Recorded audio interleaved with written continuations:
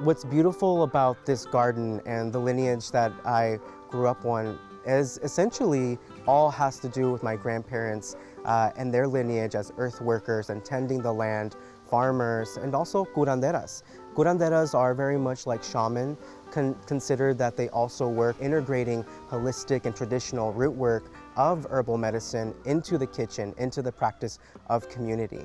My name is Jesus Garcia. I'm a traditional shaman and herbalist. I'm also an earth worker and a gardener, and we create beautiful spaces like our food forest that's really supportive for our children and the welfare of herbalism moving forward into society. We are Herbal Action Project, and that's an initiative that we started a few years ago, and that's me and my sisters. We were in the school district being students and also being, of course, teachers in that position. And after 2020 came around, we decided to really bring more future into our teachers by fostering homeschool support. And we do that with education by not only the emotional aspects of how we feel and how we integrate our emotions with the garden, but also the education on how to be a better parent, how to be a better service for the land, and also how to be that child that we once were to bring wonder into the spaces that we're cultivating. How we ended up with this property was something very special.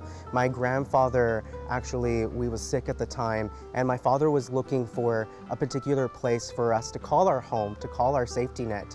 And there was this property outside of Ulan, Texas, where it was very kind of barren and a little bit in a destruction mode. And we saw opportunity there to really regenerate the land. And my father had a lot to do with plugging in the trees, knowing the elements, and understanding the season. We have quite a few varieties of plants here that are not only indigenous, natural to this world, but also medicinal. We get to care for these plants as if they were our friends, and how we want to foster a relationship with the spirit of these plants.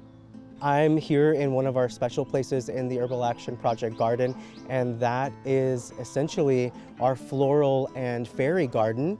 And we have here growing quite a few different fairy-connected herbs and native herbs like the sunflower. We have some comfrey here. And this space was created from destruction, from broken limbs of our oaks.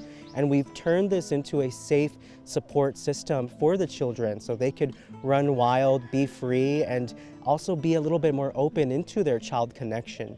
And it gives this opportunity for us adults and elders to really think about how we were as children and how we want to foster this education and create our own safe spaces in the garden. So this will be covered with blackberries so the kids can have a snack in the summer and really be shielded by these mammoth sunflowers as well.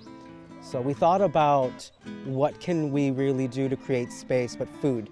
Food sovereignty is another big connection in community. We are here in our mushroom bed, and what was really great about this is that this is part of our lineage work. My grandmother, who was a curandera and an earth worker and a gardener herself, would always grow mushrooms. And that's something that is part of our child lineage as far as support for ecological health, but also physical health for us. And when we say ecological, is that the mycelium in the mushrooms here in Central Texas really helps to retain a lot of the moisture for us. So we don't have to overwater or try to water whenever we have droughts. And the children really love playing with these mushrooms because it inspires them to really call upon something that is ethereal. And we are so enamored by the connection and the magic of fairies. So there are little pockets of magical spaces of mushrooms that they have planted that they get to see grow now that is part of their fairy friendship. My grandmother used to cook with mushrooms, and a quick and easy way to cook with mushrooms, especially to provide for your family and kids of all ages, is to saute them with a little bit of butter. And we do this with a recipe called calabacitas. And calabacitas is going to be squash, sauteed with a little bit of butter, oregano, and mushrooms. And you saute that just for a few minutes and put it on a plate on a bed of rice. And you have a quick mushroom supportive connection to your mind, body, and your spirit. This is Chia. This is one of our amazing plants that we grow here, and we grow it for a lot of benefits, like the omega-3 that supplies our oil for our body during really hot summer months here. And Chia is something that we start to plant in the March month, so we can have a long harvest until June. And this is a beautiful plant to have next to your sunflowers because it provides a beautiful canopy area of shade, but also grows abundantly in our gardens. May pops all the flowers, and we'll use the flowers for dishes. Like we'll batter and fry the flowers, and we'll eat them as like little popcorn connection. So it's great medicine. And these are black chia. There's white, blue, purple, and black. And so this is the traditional Aztec chia, the black chia. And my grandmother has been growing chia for some time, so that's an ancestral herb. These are seeds that we've had for generations. We are in our spirit essence therapy bed, and in this particular bed that we have here, we cater a lot towards the teenage spirit. And so we have medicine here that really supports the essence and the connection of spirit healing for the teenager who has been brokenhearted. And we also have quite a few edible flowers that we can make teas and different tonics for the child spirit, especially when the teenager is going through some trauma or going through some difficulty that they can't explain to the adult. This is their safe haven. This is their protection. We're so afraid to connect with the feminine spirit, and I have teen boys that come here after class and really just let a lot of emotion out. And we need that divinity within us. My friends, we are here in our rose row, and we plant roses for softening the spiritual self. And this connection actually came from my grandmother. We planted roses since we were young to really bring upon our boundary space to protect ourselves with the rose root, but also bring healing with the color yellow. The yellow is very much identified for spirit healing and opening up our softness and figuring out our boundaries within others and other things in the world that probably should just keep a little bit away from us.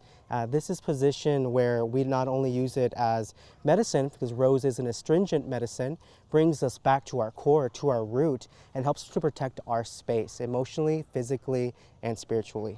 The yellow roses are considered to be also heart healing. So the color of the yellow brings softness and really opens up our emotions to move out any particular stagnant energy that does not need to be in the heart. We are in our funeral service and death supportive garden. And in this garden, we have a guild where we grow a lot of flowers for funeral services and also altars. We create altars in the Latin and Mexican community. And part of that is to really share the grief of connecting a little bit more to the ethereal side of spirits and how we want to treat our spirits moving forward into the next life. All of this that we're growing here is not only a beautiful cat cemetery, but it's a beautiful connection to how life wants to bring us to death. We can make a lot of possibilities with these beautiful bouquets, but one thing that's very particular and kind is serving the land while someone is also leaving the land. So as a preschool teacher, my initiative started to really bring this education to not only the fundamentals of the schools, but to also bring this at home, wherever you are, whether you're in an apartment, whether you're in a small space. Anybody can cultivate and learn from each other as far as community on how to grow plants, how to really apply them into our kitchen, and how to really gravitate towards them as spiritual and medicinal medicine.